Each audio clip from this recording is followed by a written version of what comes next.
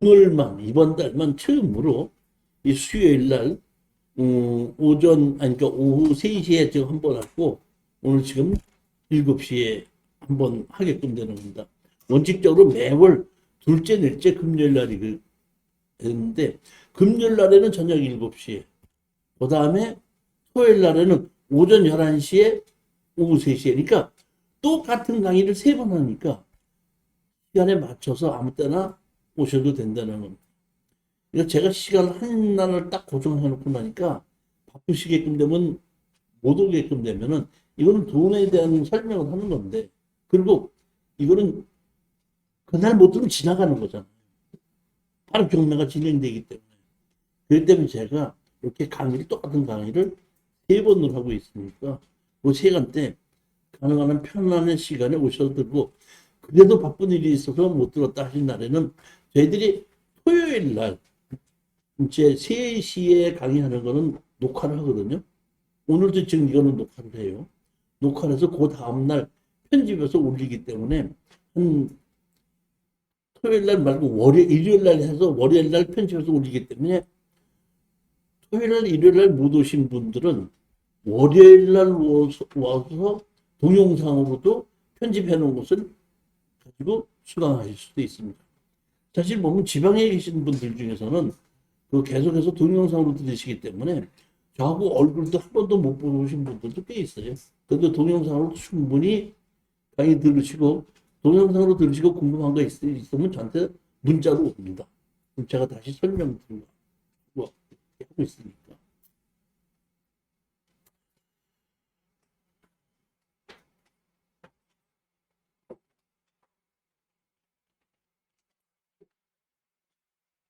제일 첫 번째 물건입니다. 제가 이번부터 이렇게 보면은 제일 먼저 2022 타경 1022로, 그 다음에 매도 물건 개요, 그 다음에 감유형 강제금리, 이런 것을, 그러니까 다시 말하면 권리 분석을 하면서 이 물건에 대한 것을 취합을 해서 이렇게 적어 놨거든요. 그러니까 요거를 한번 읽어보시고 설명을 들으시면 더 빨라요. 제일 먼저 보면은, 자 보십시오. 여기 보면은 대지가 한 필지, 답이 한 필지, 전 한 필지에서 전부 다 세 필지가 경매가 나온 거거든요. 세 필지 중에 이 대지에는 건물도 있습니다. 그 다음에 답이 있고 전이 있는데, 여기에 보시게끔 되면은 건물은 매각 체유로 돼 있대. 네? 토지 일괄 매각이고 건물은 매각 체유죠. 근데 여기 보면 건물은 유소주라고 하시는 분의 건축물 관리자가 있습니다. 있는데 땅 주인도 원래 유소수였었고 그 아들이 상속을 받았습니다. 그러니까 아버지 이름으로 건축물 관리자가 있습니다. 그런데 담당하고 있는 감정평가사가 가서 감정을 해서 현황 조사를 했을 때에 판사님한테 뭐라고 보고했냐면, 건축물 관리대장에 있는 건물과 현존하는 건물이 다릅니다. 그래서 서류상으로만 있는 건물이지 현존하는 건물하고는 설정이 안 됐다는 얘기죠. 그러니까 그러면 서류상에 있는 건물은 빼고 땅만 경매를 해갖고, 건물이 있고 건축물 관리자이 있는데도 불구하고 건물은 매각제외로 땅만 경매로 집어넣은 겁니다. 그러면 여기 보면 아버지가 유소주였었는데 지금 건축물 관리자의 유소주가 있는데 그것이 현재 있는 건물하고 다르기 때문에 빠졌다는 얘기잖아요. 그렇지만 왜 처음서부터 있던 건물은 땅 주인이 유소주고 건물 주인이 유소주였기 때문에 실질적으로 이분이 법정지상권을 주장하면 인정이 된다, 이렇게 하시면 됩니다. 그 다음에 그렇게 해서 대지만 나온 것이 하나 있고, 그 다음에 답하고 전이 있죠. 답하고 전이 있는데 이거는 건물이 있는 땅하고 같이 붙어 있는 것이 아니라 떨어져 있습니다. 별도로 떨어져 있는데 한 필지는 도로에 붙어 있고 또 한 필지는 맹지입니다. 농사를 지으러 들어갈 수밖에 없지 건물은 지을 수 없게끔 돼 있는 것이 보게끔 되면 경매로서 땅이 대지가 몇 평이죠? 대지가 135평, 그 다음에 답이 71평, 그 다음에 전이 41평인데 대욕이 답 71평은 여기 대지에 길 건너 맞은편에 있는 거고 요거는 조금 떨어진 곳에 있습니다. 그러면 여기 보시게끔 되면 설정이 800만 원이 돼 있죠. 그리고 뭐야? 여기 보시게끔 되면 강제 경매에 의해서 960만 원에 의해서 강제 경매로 땅만 경매가 진행이 돼 있죠. 그렇죠? 자, 그리고 건물은 뭐야? 매각 제외입니다. 자, 그러면은 우리가 지금 보고 있는 게 여기 보게끔 되면 채무자가 점유하고 있다 그랬죠. 현황 조사 방문 시 채무자 유영섭을 만나 법률 관계를 확인함. 그러면 여기 보면 땅 주인이 누구였죠? 유소수였죠. 근데 아들이 상속을 받았는데 이 사람이 유홍섭이죠. 유홍섭이가 여기에 뭐야? 거주하고 있다. 그러니까 여기에 세입자는 없다는 겁니다. 여기 여러분이 아셔야 될 것은 우리는 땅만 낙찰을 받았죠. 건물을 낙찰 안 받았죠. 그럼 만약에 대학력에 있는 세입자가 있으면 어떻게 되는 거죠? 우리 땅만 낙찰을 받았고 건물은 매각제예요. 네? 다시 말하면 만약에 대학령에 있는 세입자가 있으면 땅이 없이 건물이 있을 수 없죠. 그렇기 때문에 땅만 낙찰 받은 사람에게도 자기 못한다? 달라고 그러면 우리가 줘야 되는 겁니다. 땅만 낙찰 받아도. 이거 반드시 땅만 낙찰 받아도 대학력에 있는 세입자가 있는가는 확인해 봐야 되는 겁니다. 근데 여기는 대학력에 있는 세입자가 아니라 주인이 살고 있죠. 그런 문제는 없는데 다만 주장을 하면 법정 지상권은 있을 수 있다. 이렇게 생각하시면 됩니다.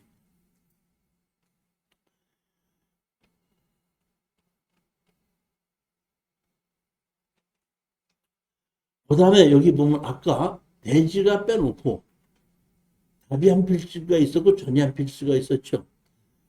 전이 있고 답이 있을 때는 이거는 농지 취득 자격증명서가 필요합니다.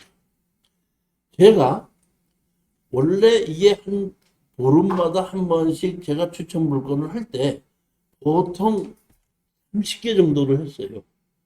적게 할 때는 28개, 많이 고를 때는 30개 정도를 골랐는데 오늘은 24개가 골라졌거든요.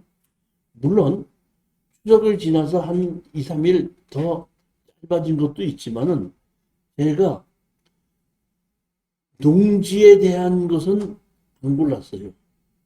왜냐하면 농지법이 지금 바뀌어갖고 농지 취득 자격증명서를 발급받아야 되는데 예전에 없던 것이 이번 달서부터는 뭐가 생겼냐면은 30km 이상 떨어져 있는 농지하고 떨어져 있을 때는 농지위원회 심의를 받습니다. 지분으로 살 때는 심의를 받아요. 그다음에 법인으로 살 때는 심의를 받습니다. 그러면 우리가 여태까지는 심의를 받지 않고 경매를 한 것은 농지증을 무조건 거리에 관계없이 해주게끔 돼 있었는데 지금은 심의를 하기 때문에 심의를 해서 불합격해서 안 된다고 하면은 얘기할 데가 없이 농지증을 못 받을 수가 있어요. 그러면 지금서부터 이번 달서부터 농지위원이 새로 생겼거든요. 그러면 농지위원이 새로 생겨갖고 뽑혀서 난 농지위원이 됐다 이렇게 얘기하는데 그럼 농지위원이 심의를 한다. 그러면 심의를 어떻게 하느냐? 아직 몰라요. 사례가 없어. 하나도. 그렇기 때문에 제가 지금 하는 이러한 농지증에 대한 그 새로운 법에 의해서 농지위원들이 심의를 하는 것이 사례가 생겨서 제가 판단했을 때 이거는 우리가 농지증을 받는데 아무 문제가 없다는 것이 확인이 될 때는 제가 추천하겠다는 얘기입니다. 그러면 여기는 지금 대지가 하나 있고 뭐가 있죠? 전 2개가 있죠. 전 2개는 농지증 받아야 되죠. 근데 예를 들어서 30km 이상 떨어진 사람이 낙찰을 받으려면 뭘 받는다고? 시비를 받는다. 근데 제가 이거는 추천을 한 것은 여기는 대지가 한 필 있죠. 집이 있죠. 그러니까 농지만 받는 것이 아니라 대지다 집이 있는 것까지 집이 있는 대지까지 같이 받는 거죠. 그렇기 때문에 심의를 할 때 난 서울에서 농지만 사는 게 아니라 이 집이 있는 대지도 같이 낙찰 받았기 때문에 내가 일로 이사 와서 농사를 지으려고 그런다고 했을 때는 심의위원들이 30km 이상 떨어졌다고 하더라도 이 농지집 너는 투기를 하려고 하는 건 농사 지을 놈이 아니지 않느냐. 네가 서울에 사는 놈이 어떻게 농사를 지으러 와. 이렇게 할 명분이 없을 거라고 생각해. 이거는. 그렇기 때문에 이거는 집이 같이 지어져 있는 농지가 같이 끼어져 있기 때문에 제가 이걸 추천한 거예요. 농지증을 안 해주지 않는다 이런 얘기. 이거는 심의를 한다 그래도 해줄 것이다 이렇게 생각한 거예요. 여기 보시면 집이 굉장히 깨끗하게 잘 지어져 있죠. 현장 조사 당시 구조 및 면적 등에서 유사한 건물이 없는 바 평가에서 제외하오니 이렇게 되어 있죠. 감정평가사가 판사님한테 올리는 겁니다. 그러니까 서류상에 있는 건물이 없으니까 서류상에 있는 건물을 감정평가를 하라고 했는데 서류상에 있는 건물이 없으니까 감정평가할 건물이 없기 때문에 제외한다 이런 뜻입니다. 여기가 집이 있는 거거든요. 여기가 집이고 아까 이게 답 하나가 있었죠. 내가 길고 맞은편에 있었다 그랬죠. 이게 바로 길 맞은편에 있는 겁니다. 이거는. 그런 것이 하나가 있고 그 다음에 건축물 관리 대장을 보게끔 되면 여기 뭐야? 유소수라고 돼 있죠. 아까 우리 아들은 유홍누구 했었잖아요. 이거는 제가 보기에는 아버지 이름으로 돼 있는 거라 이런 얘기. 근데 아버지 이름으로 돼 있는데 아까 땅 상속을 받았죠. 상속을 받았다는 얘기는 건물도 된다? 상속을 받았어야 되는데 건물이 이게 뭐야? 이 건물과 다르다 이런 얘기입니다. 여기가 지금 땅이 여기 대지가 나온 곳이 하나 있고 여기 보면 864천 이것도 같이 지금 나온 거고 그 다음에 여기 볼게끔 돼 이렇게 따로 떨어진 여기 뭐야 1042번지 있죠. 40몇 평은 여기가 도로가 있고 여기는 도로가 없죠. 이거는 건축을 할 수가 없다 이런 얘기입니다. 예를 들어서 이거는 제가 판단하기에는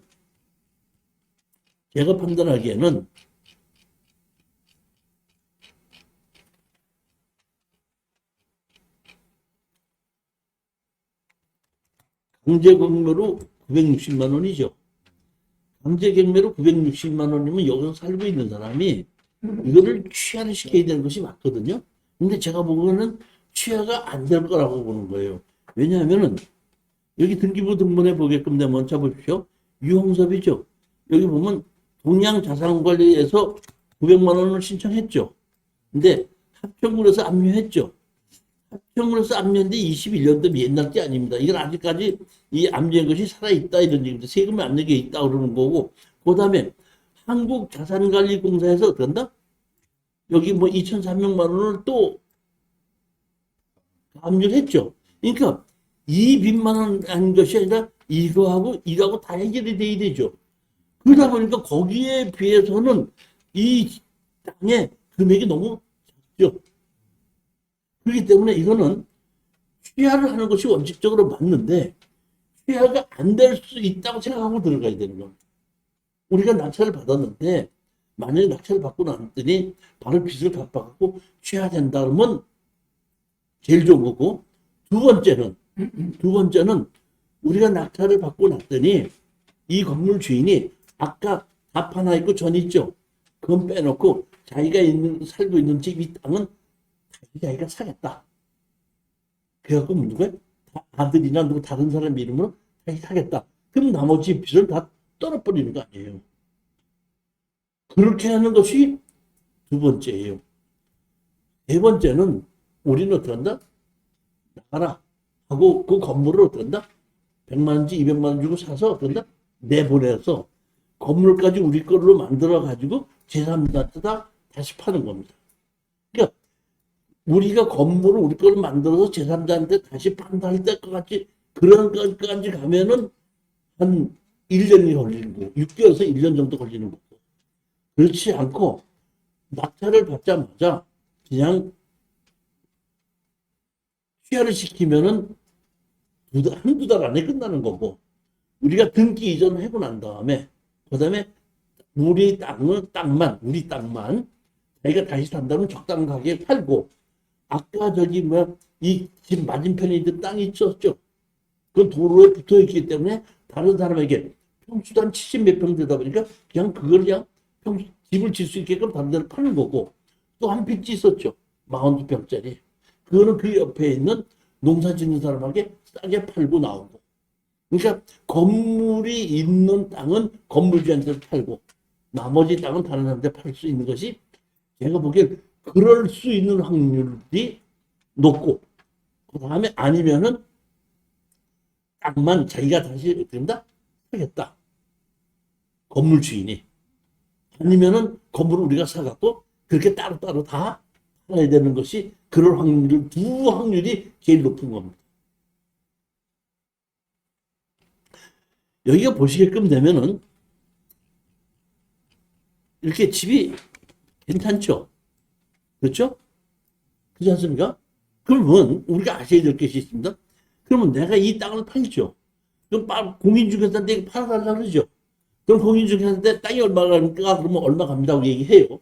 그럼 건물은 얼마 갑니까? 그러면 건물 가격을 안 칩니다. 그래요.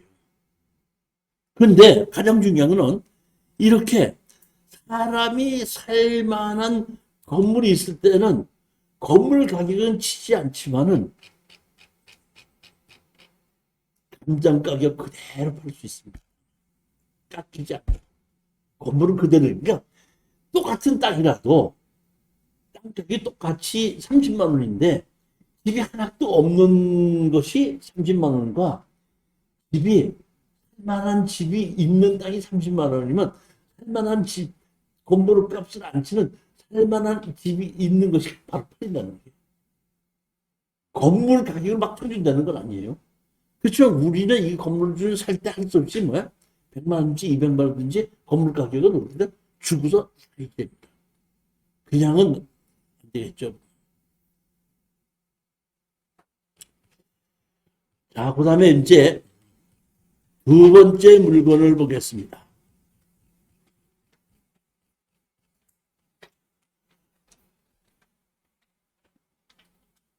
2021 타경 3284구에서 전북 부안군에 있는 전에 건물이 있는 부분의 이 지분 매각입니다.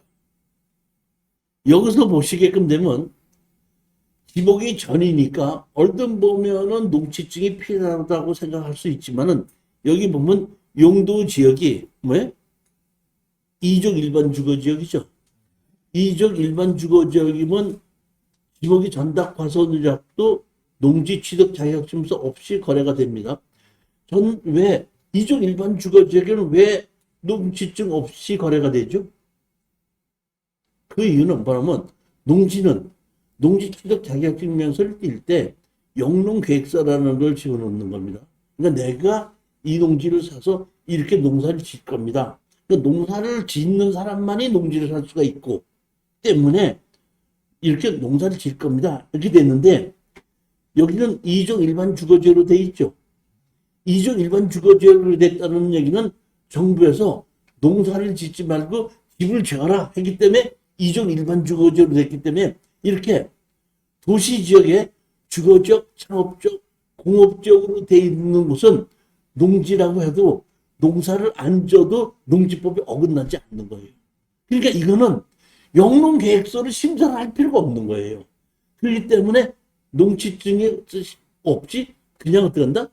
매매가 가능하다 이런 얘기입니다. 그러니까 여기에 저는 농지증은 필요 없다. 다만 여기 보면은 건물과 땅이죠. 9분의 2 지분 매각입니다. 지분 매각인데 여기 강제 경매죠. 그 다음에 여기 보면 설정이 하나도 없죠. 설정이 하나도 없잖아요. 그러니까 여기 보면은 그리고 소유자가 누구로 돼 있어요? 박영자로 돼 있죠. 그러니까 박영자, 다시 말하면 남편하고 같이 남편이 갖고 있던 그 집을 박영자, 배우자가 상속을 했거든요. 그러니까 다른 사람이 뭐냐면 너 왜 배우자만 상속을 하냐? 여기 뭐야? 시영모 얘도 그런다? 자식인데 상속을 해야 되지 않느냐? 해가지고 소송을 해서 지분을 만들어 놓고 소송을 해갖고 강제로 상속을 시켜놓고 그 상속시켜 놓은 거에 지분만 경매로 나온 거죠. 자, 그러면 자 보십시오. 지분으로 나왔을 때 제가 가장 중요하게 보라는 것이 뭐냐면 지분으로 돼 있지만은 주인 노릇을 하는 사람이 누구냐죠. 여기 보면 나머지 박영자가 어떤다? 주인 노릇을 하고 있는 사람이죠. 그러면 주인 노릇을 여태까지 실질적으로 주인 노릇을 다 했었죠. 근데 아들이 어떤다? 빚을 지다 보니까 강제로 상속을 시켜가지고 나온 거죠. 결국에 가서는 이 박영자라는 분이 전체적인 주인 노릇을 하고 있었기 때문에 여기 아들이 여기 보게끔 되면 2,400만 원 때문에 이 주인 노릇을 하는 것을 뺏기지는 않고 자기가 계속해서 주인 노릇을 할 것이다 이런 얘기입니다. 그러면 이 박영자가 계속해서 주인 노릇을 하려면 둘 중에 하나입니다. 하나는 뭐냐면은 신형모하고 지금 같이 지분을 갖고 있죠. 그러니까 대신해서 어떤다? 갚아줘서 취하를 시킬 수도 있죠. 그런데 만약의 경우에 이 신형모라는 분이 요 빚만 졌으면 대신 갚아줘도 돼. 어차피 자기가 돌아가실 것 같으면 또 상속을 해야 되는 거니까. 그렇잖아요.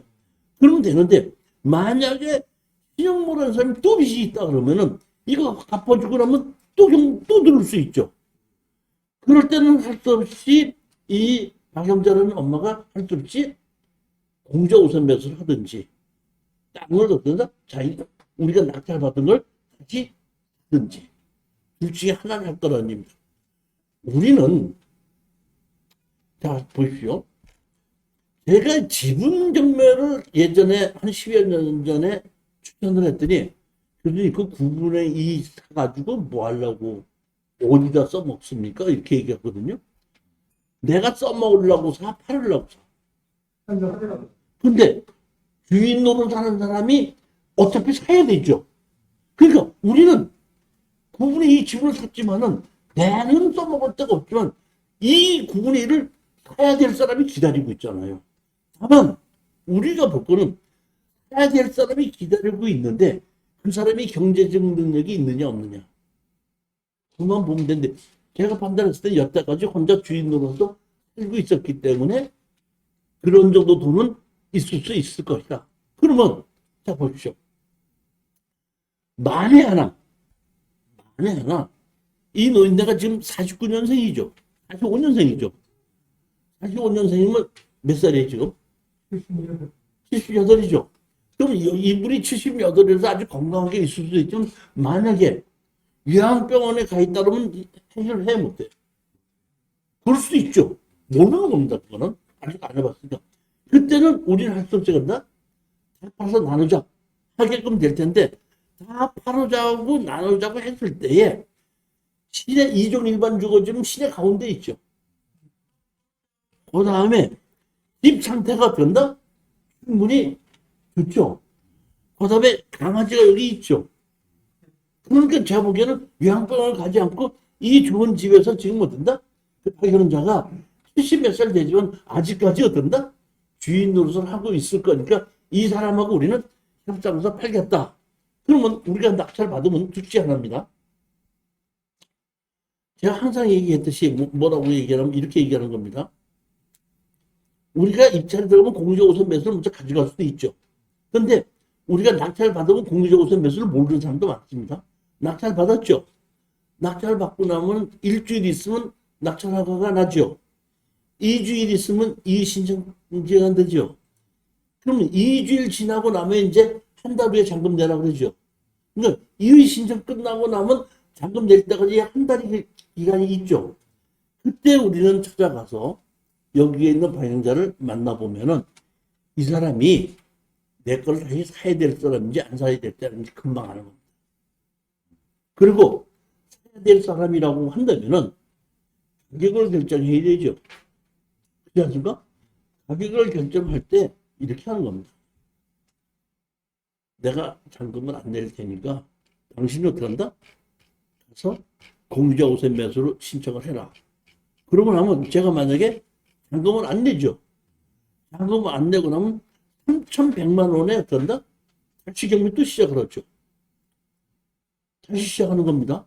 그러면 그런다? 공유자 우선 매수를 해놓고 3,100만 원에 다시 시작했는데 아무 사는 사람이 없으면 3,100만 원에 이 사람이 어떤다? 공유자 우선 매수. 그러니까 낙찰받는 사람이 없으면 서류로 먼저 공유자 우선 매수 신청해놓고 낙찰받는 사람 없으면 내가 공유자 우선 매수 신청하는 사람이다 얘기해서 3,100만 원을 가져가게끔 하면 되는 거죠. 만약에 우리가 등기 이전을 해서 우리가 넘겨줘야 된다면 감정가를 달라고 해야 돼요. 근데 그 사람은 우리한테다가 가져갈 때는 감정가를 주지 않고 내가 입찰을 안 했으니까 우리는 3,100만이니까 310만 원 냈죠. 그 다음에 우리한테 위로금 한 500만 원 준다면 한 800만 원 주고 3,100만 원 주고 산다면 이 사람들만 4천만 원 정도의 6,400짜리 감정가를 4천만 원 정도의 그 여자는 또 가져가는 거 아니에요. 그렇기 때문에 이런 경우에는 공작 우선 매수가 들어올 수도 있지만 45년생 여자가 공작 우선 매수 들어올 수 있을까 했을 때 그런 면으로 좀 어려울 수도 있고 낙찰 받고 난 다음에 그런 식으로 협상을 해서 빠져나와도 된다 이럽니다. 그러면 우리는 잔금 안 내고도 해결되면 그때는 2개월 안에 해결이 되는 거예요. 근데 만약에 이판사판 아무것도 안 돼서 우리가 잔금 냈는데도 됐잖아 하면 어떤다? 사파서 나누자가게끔 되면 소송을 해서 그것이 경매로 나가야 되면 1년 반이 걸릴 수도 있다는 얘기입니다. 그러니까 최악의 경우, 최선의 경우를 생각해 보는 건데 우리는 낙찰을 받고 나서 바로 가보면은 또는 내가 입찰을 하고 싶으면 동네에 가서 이장님한테 가서 여기 누가 살고 있고 어때 그러면 걔는 아들이 누가 있고 뭐가 있고 어떻게 살고 내가 한 번 갔더니 아이고 그놈은 때는 며느리가 잘못 왔어 그래갖고 뭐 어떻게 뭐 옆에 다 얘기를 해주면 가서 입찰 들어가게 딱 얘기 들어보면은 이거는 이 박리라는 누가 해결할 능력이 있구나 없구나가 제일 중요하니까 꼭 들어가고 싶다고 하면은 한 번 전에 가서 동네 가서 거기에 살고 있는 사람을 알아보고 가는 것이 퍼펙트하고 너무 머니까 못 가겠다고 할 때는 들어가서 나고 난 다음에 다시 한번 가서 물어보고 해결하는 방법 이해가셨죠?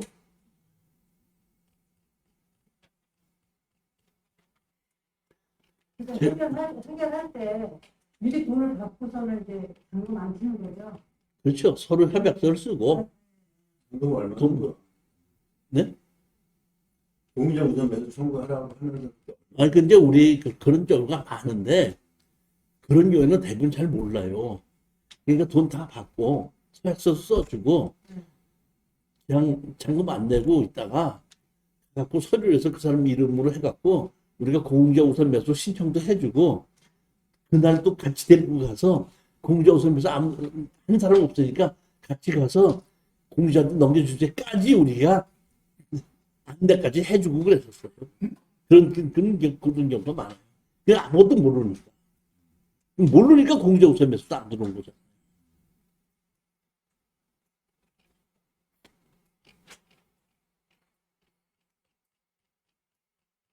사실 이거 일반 법인으로 낙찰받아도 되는 건 그렇죠. 이건 농지증이 필요 없으니까 상관이 없죠. 그러면 취득세는 주택이라서 12%. 취득세는 12%를 내는 거죠. 이것도 주택에 들어가니까 주택으로 지방 법인은 무조건 지금 먼저 정부에서 법인으로 주택을 사면 무조건 12%를 만들어 놨기 때문에 12% 내야 돼. 전국 어디 쓰든지 다. 예, 예. 민영하면 상관없잖아요. 응? 민영하면 상관없잖아요. 그렇죠. 그러니까 잔금을 안 내게끔 됐을 때는 잔금 안 내고 협상으로 끝나서 나니까 등기 이전 안 하니까 그때는 취득세가 문제가 없는 거죠. 지분 같은 경우에 일가 그렇지 않아요. 네? 지분 같은 경우에도 일가 그렇지 않아요. 아니 근데 이제 저기 뭐 지금 이번 정부에서 3억 미만의 수도권이 아니고 그 뭐 투기 지역이 아닌 경우에 3억 미만의 주택을 살 때는 1가구 2주택으로 안 친다고 이번에 했죠. 이번 새로운 정부에서 먼저 정부에서는 1가구 2주택 쳤습니다. 이번에 바꿨습니다.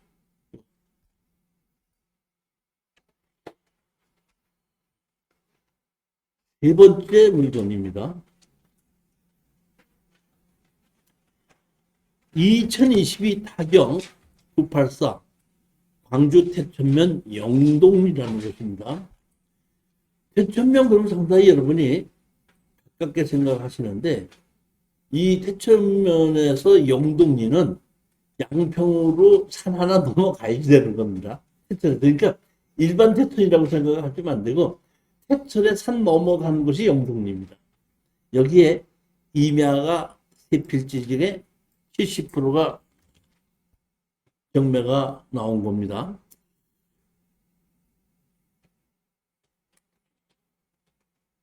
(70%까지) 떨어진 거죠.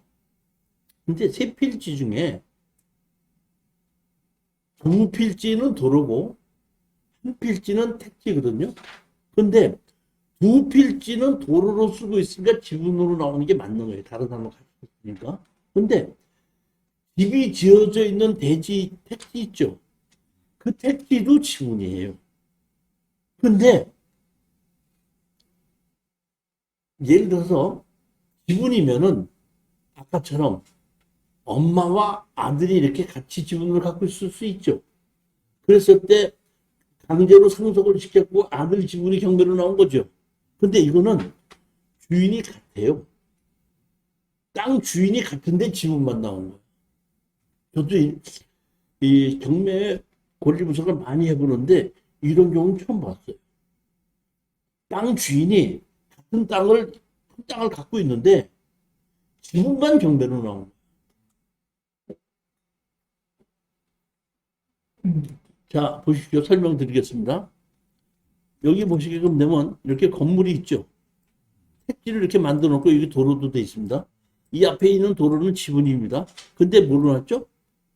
토지 지분 매각으로 났죠. 1억 8천에서 뭐 1억 2천까지 한번 떨어진 건데 건물은 매각죄입니다. 건물은 지어놨긴 했는데 아직 준공이 안 됐습니다.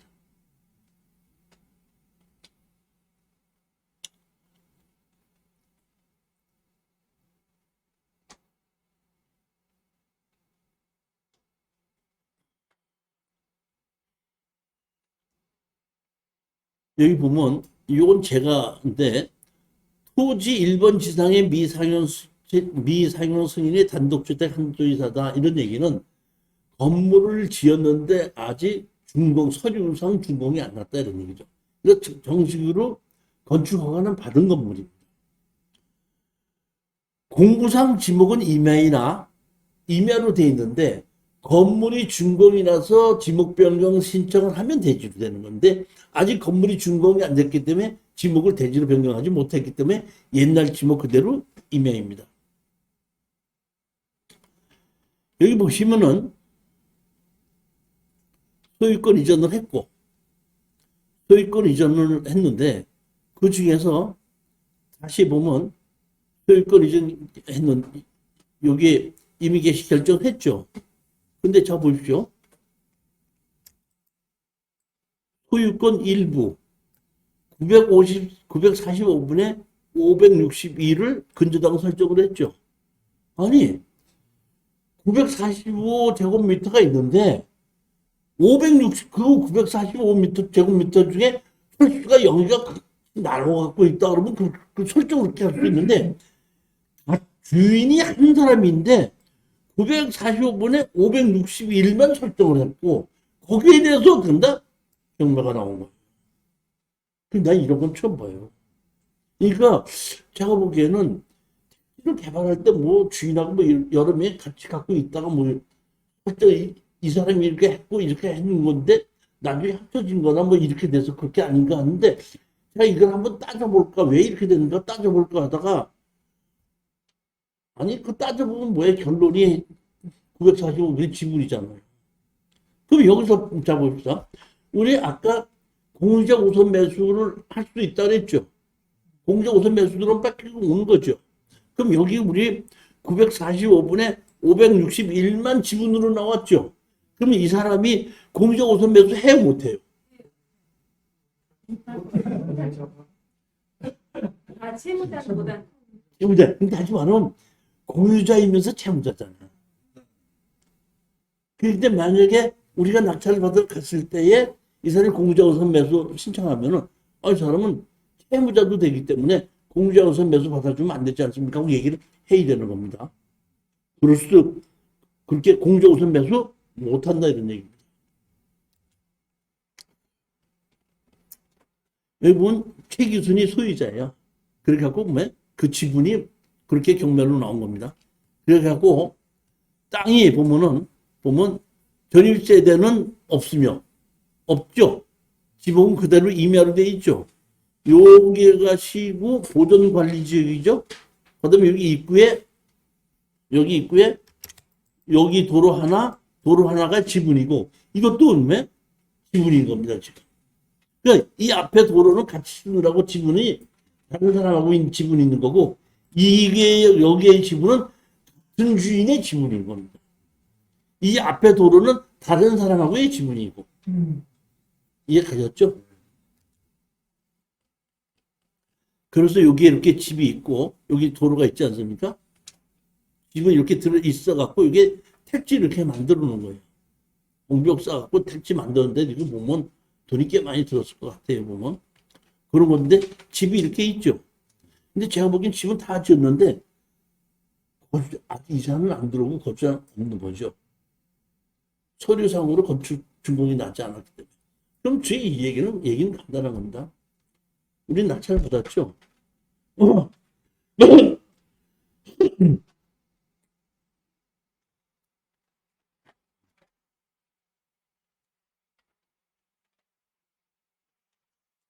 최천 면허하면은 여기에 건축허가 받은 사람이 있겠죠.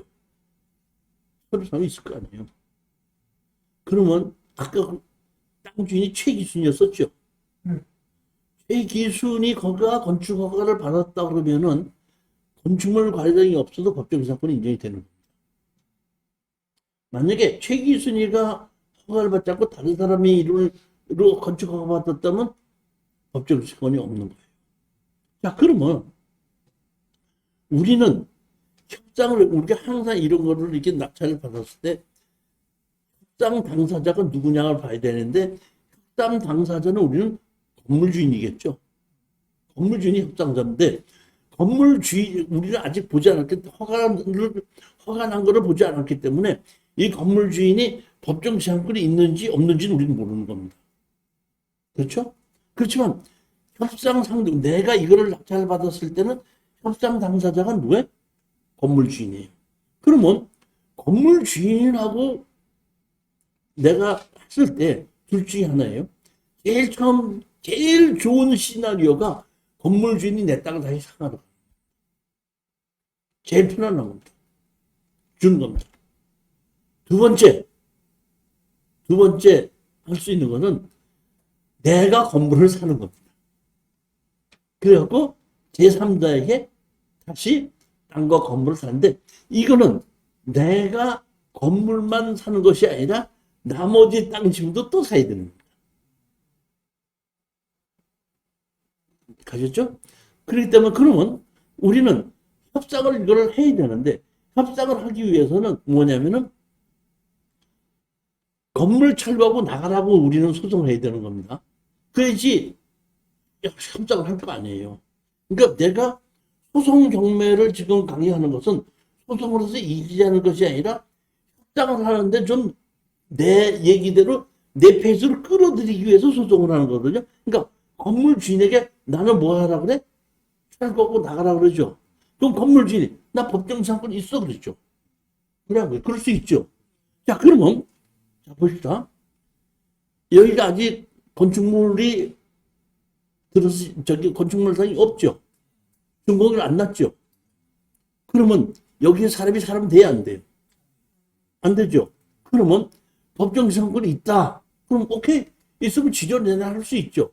그러면 사람이 살지도 않으면서 월세는 줘야 되죠.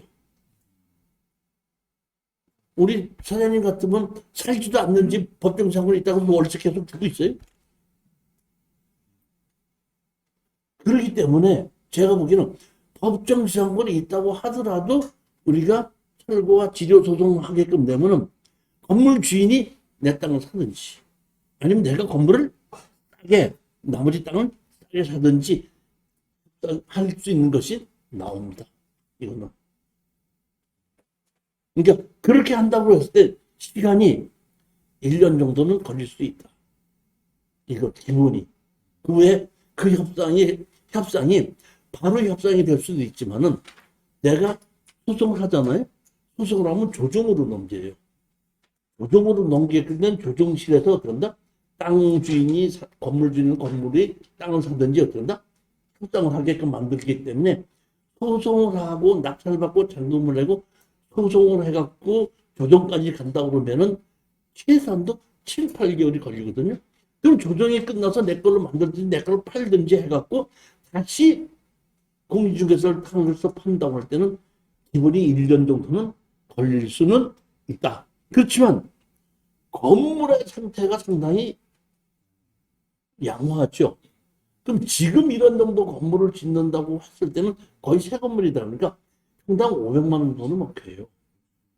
그럼 30평이라 그러면 1억 5천이라는 건물이 어떤다? 내가 1억 5천 정도쯤 되는 건물을 2천만 원이 1천만 원 주고 살 수 있다 그러면 마진이 그만큼 든다? 많이 있을 수도 있다. 그런 얘기입니다. 시간은 그렇게 걸릴 수 있지만. 그리고 도 조금 좀 아까의 지분처럼 쉽지가 않고 이거는 조금 더 금액이 크다 보니까 바로 버티는 힘이 많겠죠. 그러니까 그런 거를 감안하더라도 마진이 많으니까 한번 해볼 만하다 그런 얘기입니다. 다음 건 물건을 보시겠습니다.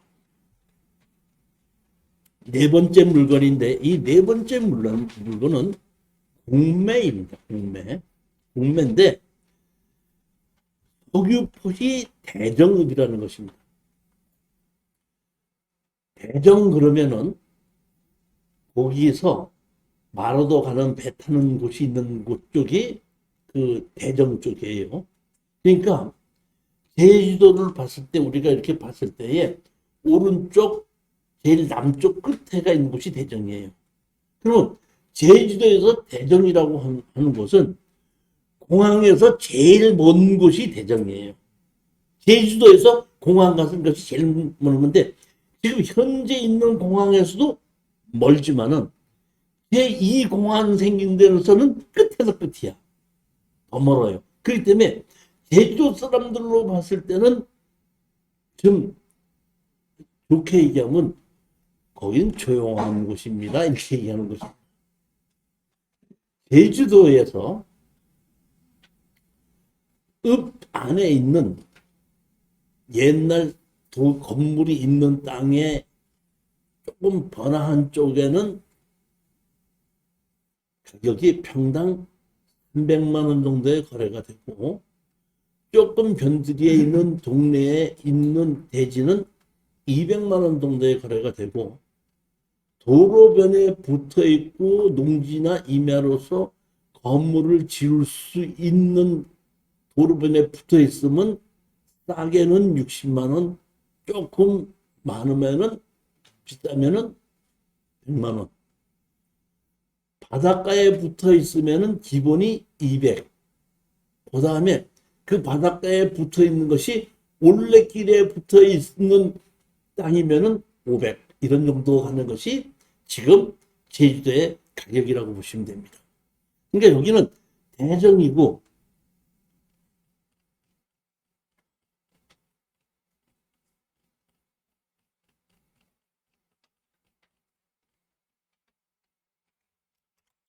2종 일반 주거 지역이죠. 그렇죠? 대전이라고 하면 상당히 먼 쪽이라고 얘기했죠. 그러니까 제주도에서 공인중개사들은 제일 한 대로 보는 곳입니다.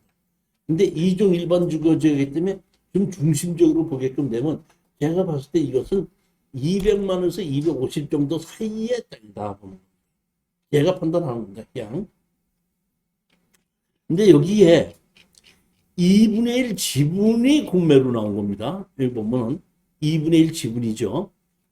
지분인데 보시게끔 되면 위임기간이 제주세무서에서 4억 3,700만 원을 했죠. 그렇죠?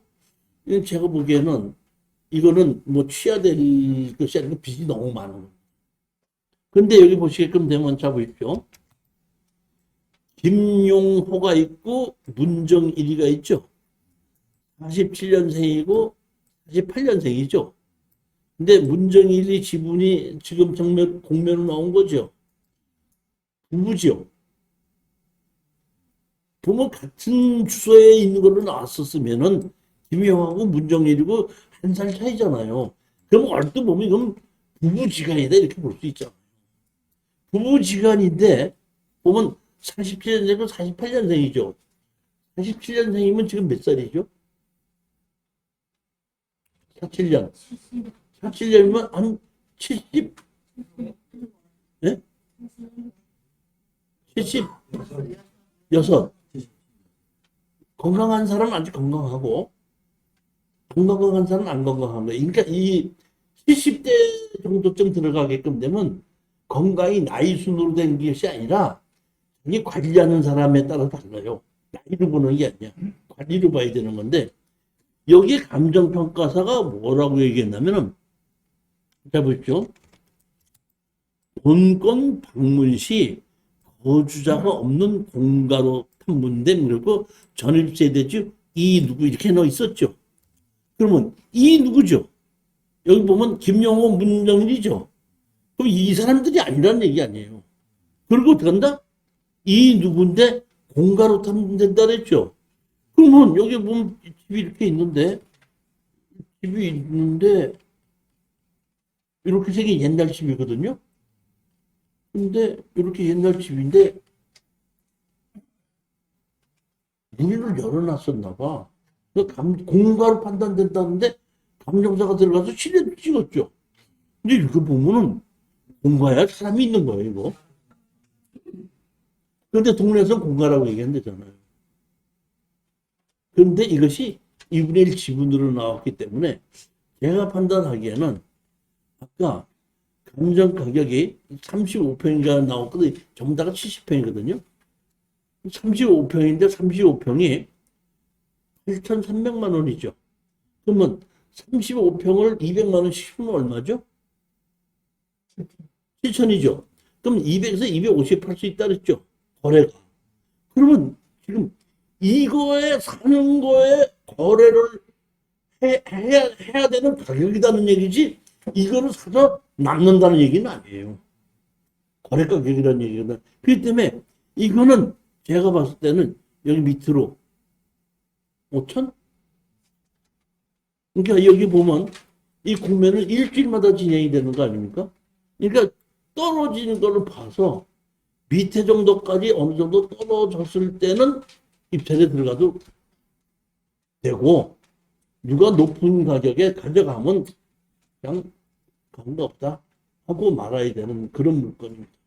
그렇지만 여러분들이 이거는 관심 있게 보셨다가 가격이 떨어진다면 한번 해볼만 합니다. 여기 보면 우리가 이제 그 협력 공인중개사를 이제 모집을 하고 있는데, 제주도에는 여기 강철료라는 분이 있거든요. 물어보시게끔 되면 금방 이분이 그쪽 동네는 땅값이 얼마 갖고 집값이 얼마 간다 이렇게 아시기 때문에 우리가 남으려고 그러면은 최소한도 그분 얘기는 그래요. 감정가의 70%나 80%에 사갖고 2년 기다리면은 지금 현재의 감정가보다 한 10% 올라가면은 그러면 마진이 조금 남는다.